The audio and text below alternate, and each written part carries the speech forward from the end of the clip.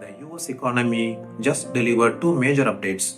The first is on growth for Q2 2026, that's April through June.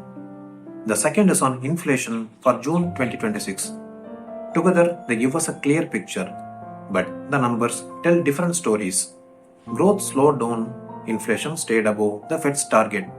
So, what's really happening here? Let's break it down. The US Bureau of Economic Analysis has the numbers. GDP grew at 1.5% in Q2 2026. That's down from 2.1% in Q1. It's also below what economists expected. At first glance, this looks like a slowdown, but don't stop at the headline number. There's a bigger story underneath. One key reason for the weaker headline GDP number: a sharp rise in imports. Here's why that matters. In GDP math, imports get subtracted. So, more imports of machinery, chips, or tech equipment actually lower the GDP figure. That doesn't mean business activity is weak. Inventories played a role too. Companies added fewer goods to stock this quarter. That also weighed on growth. Government spending slowed as well. Put it together: more imports, lower inventories, slower government spending. All three pulled the headline number down. But that's only part of the picture. Look beneath the surface and things look different. Consumer spending makes up 2/3 of the economy. It grew a solid 3.2% in Q2. That's a strong number. Businesses keep investing too. Equipment investment stayed strong, much of it tied to AI infrastructure spending. There is another figure economists track closely.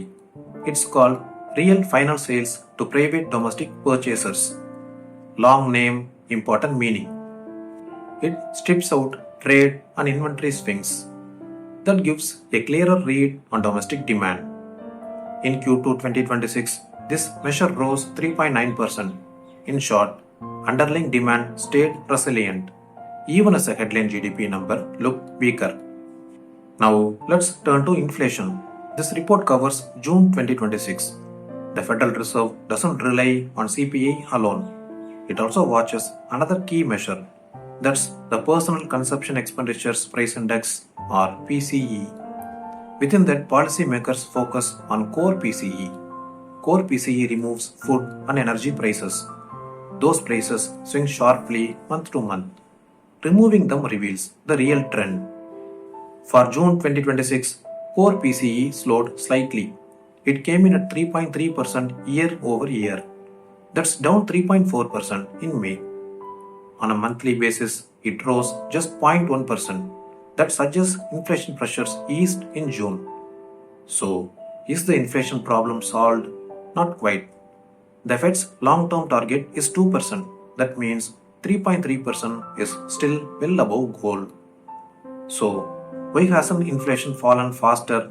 There is no single answer. Some service prices remain elevated. The labor market has stayed resilient. Consumer spending outpaced expectations too.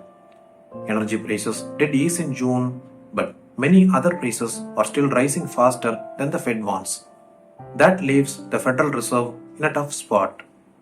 On one side, GDP growth has slowed. On the other, inflation stays above target. Both numbers matter a lot.